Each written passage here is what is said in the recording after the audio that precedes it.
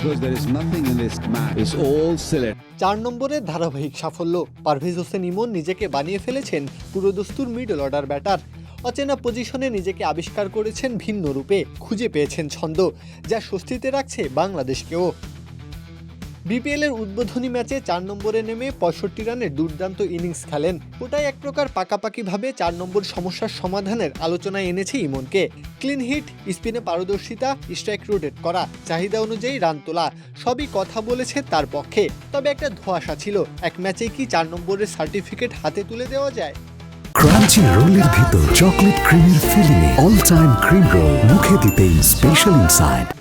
পরদিনই ইমন সেই প্রশ্নের উত্তর দিলেন। নোয়াখালীর বিপক্ষে নামলেন 4 নম্বরে, দলের বিপদের সময়ে হাল ধরলেন, আক্রমণ চালালেন, 50 তুলে দলের স্বস্তি ফেরালেন। শেষ পর্যন্ত 41 বলে 60 রানের ইনিংস খেলে দলকে জয়ের দ্বারপ্রান্তে এনে দিলেন।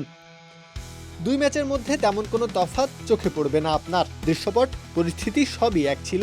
2 ম্যাচেই 50ও এলো, যেন আগের ইনিংসটার কপি পেস্ট করলেন। পার্থক্য কেবল জয় পরাজয়ের।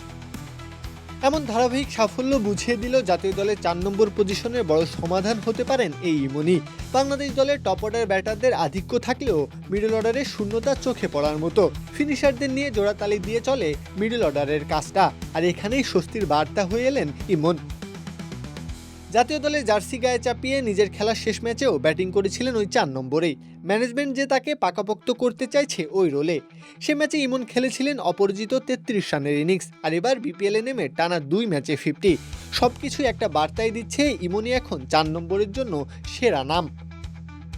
প্রত্যহ কাব্য, খেলা 71।